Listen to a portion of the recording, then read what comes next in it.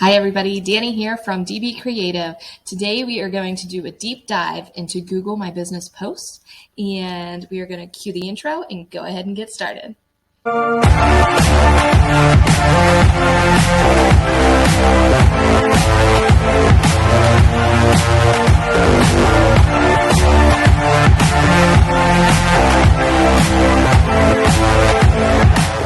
As you know, with the popularity of Google these days, many entrepreneurs are using Google as a way to jumpstart their business. But with so much new information to learn and navigate, it's easy to get lost and confused about what you will do next. What are you going to post? Is there anything new that you can add to the platform? We're going to answer all of these questions for you today. You may use Google My Business postings for various purposes, including announcing forthcoming events, highlighting new goods and services, clarifying your hours, sharing fascinating news, and communicating special offers. But how will you get the attention of potential customers? Google My Business can be a very complicated tool if you don't know about the basics of SEO, which is search engine optimization.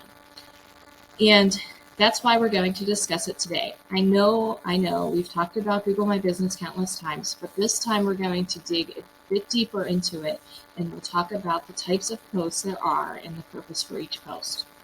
We will also be expanding more into Google My Business related topics for better understanding. We will also explore where Google My Business posts can appear and what specific info you can include in a post, all for gaining more knowledge that could be useful for your future. Let us first refresh ourselves with the topic we've already covered. What is a Google My Business post?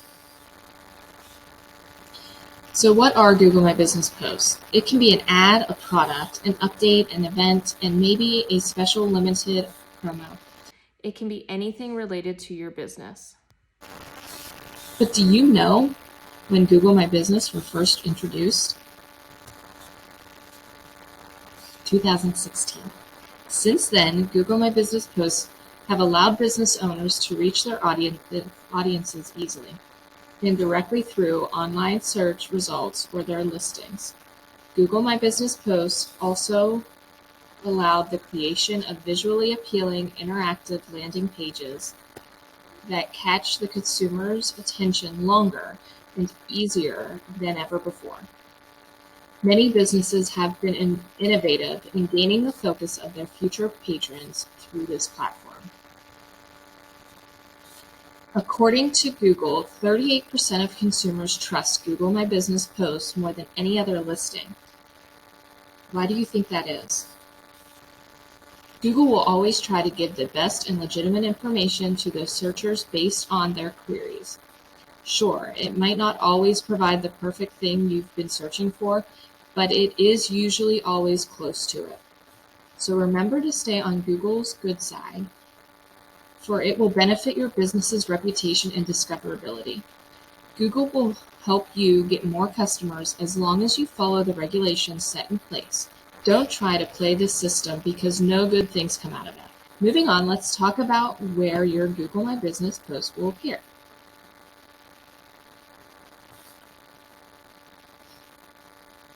Keep in mind that the text, photos, or videos that you post will appear to potential customers in 3 Google My Business locations: in the mobile view of the updates or overview in your Google profile in your search and maps.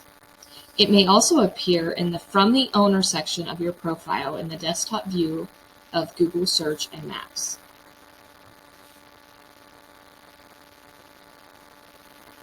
And lastly, posts will appear on Google My Business websites. Let's say you add a photo to your business profile. That photo will show automatically as posts in your customer's view, and this might make them more likely to click your post. So you should always use high quality and informative pictures. Avoid using the low quality pixelated ones. Those hurt the eyes and will surely harm your post effectiveness.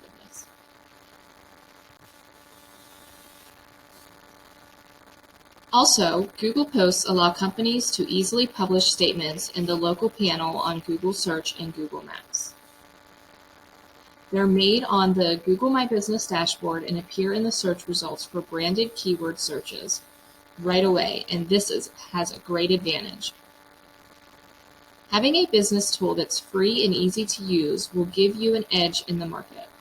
Always mind your keywords and make sure they aren't too fluffed. And by fluffed, I mean that your keywords shouldn't always be right next to each other or in every other paragraph. Make sure your keywords are naturally blending into your sentence. Make it flow with ease without any indication of awkward placement. Having a Google My Business account means you need to know how to create or edit your posts. Once you've established your profile, you will be given the option to make a post available to anyone in your business's local area. These posts may include relevant business and industry information like reviews, customer service ratings. Your posts can also show amazing photos of your business, giving customers a peek into what you offer and enhance its visibility to people. Or maybe show a video of how great the vibe is at your store. Lure them in, don't pass out on this chance. Don't get too excited when posting stuff though. If you accidentally make a typo or make a misleading post, that will harm your business's reputation. Don't worry about it. Luckily, you can always edit it even after posting it to your feed, but you might want to be more careful next time when posting. But if you want to edit a post, just click on Post, select Edit, and choose the fields you want to change. To publish your correction in the top right, click on Publish. Your post is mistake-free and can be shown to the masses. If that's clear, let's talk about the next topic on which info you should include in your listings. You don't want to share too much. Only focus on the listing and the listing's purpose. You can share images, videos, company hours, Google Map directions to anyone who visits your listing. Be creative and make sure to make each listing unique and different from each other to avoid redundancy. Keep your listings clean and direct. Avoid anything that'll sway your customer away. Instead, think of some innovative ideas that will make it look more appealing and attractive to people. Remember to always check if the information is being repeated to prevent redundant posts. Also, check if the information you've decided to include is easy to read and won't make your customers scratch their heads trying to understand what you've just posted. Be sure to hit the right spot of your vocabulary for your target audience. Minimize or avoid using high-faulting words. It's highly unnecessary and looks like a desperate attempt to sound polished. Moving on, we're going to talk about the types and requirements for each post. Now we're going to explore more about the types of posts. We'll tackle each purpose and its requirements. By now, you should know that posting is fundamental for your Google My Business profile to be successful. It is very important how you display your business online. Don't hold back on this. As I said before, always be creative and innovative with your posts. If you have a special for your home service company, the offer article would be the greatest match for the content. If, on the other hand, your veterinary clinic merely wants to raise brand awareness and offer basic information, the What's New post might be the best option. Because the material covered in each post will likely change, it's a good idea to spend time researching and trying the various post kinds so you can have a better sense of how they'll appear and which ones will help you accomplish your objectives the quickest. But one of the most common questions I keep hearing is, what are the types of posts and what are their requirements? Well, lucky for you, we're going to dive into that. Let's talk about each type of post. Products. The products posts focus on single products you sell. This requires a title. It's around 58 character limit, so 35 characters seems best suitable. Don't forget to add a price and a price range for your customers to see. And a product description has a 1,000 500 word limit, but 100 words can be enough to deliver an informative message. Lastly, it needs a location or multiple ones depending on your business. The next type of post we're going to talk about is the What's New post. And in What's New post, this may include a photo, a video, a link, a call to action button, and other new information that your customers may want to know about. The best way to engage with your patrons is by constantly updating them on recent happenings in your business. Maybe you made a change to your business hours, or perhaps a new promotion is out. Remind your customers of this and don't miss out on the opportunity to excite them. Note that the description should have a 100-character minimum and has a 1,500 max. This also needs a call to action click-through URL for tracking purposes. What is an event post? Here in an event post, you may promote events in which your company is involved in or sponsoring. You may also post upcoming events that your business will hold. This post also requires a title, a start and end date, and a time. You could also include photos and videos, and it could certainly help people understand more about it if you show some visuals. Don't forget to add a call to action button and other info that you think is important. The event title has a 58-character limit, and its description should have 100-character minimum and can go up to 1,500 max. Make sure to inform your customers of the relevant details of the event to avoid any confusion. Lastly, add the start and end date and time. Then you're all set.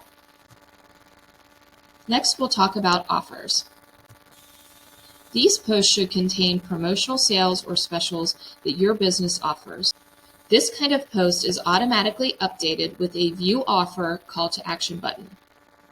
You may also attach photos, videos, coupon codes, links, and terms and conditions with the post.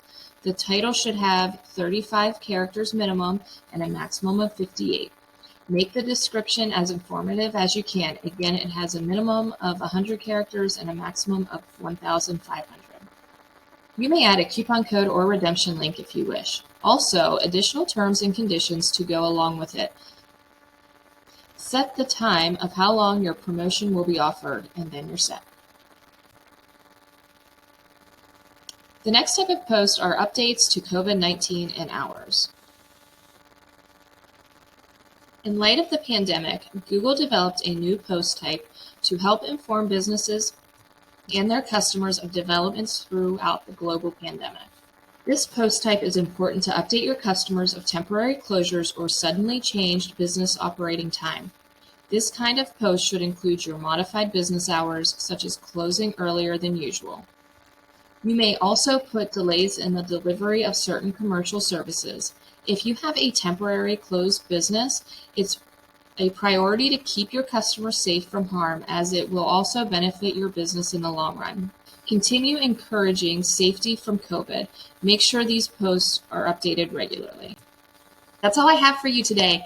We did a deep dive into Google Posts. Now you should understand why it is very important for your business to offer Google Posts. Now, if you are interested in working with DB Creative, we are offering a free Google My Business audit where we can review and give you recommendations on your Google profile. So if you are interested in that, check out the link below. Thanks for joining us. Have a great day.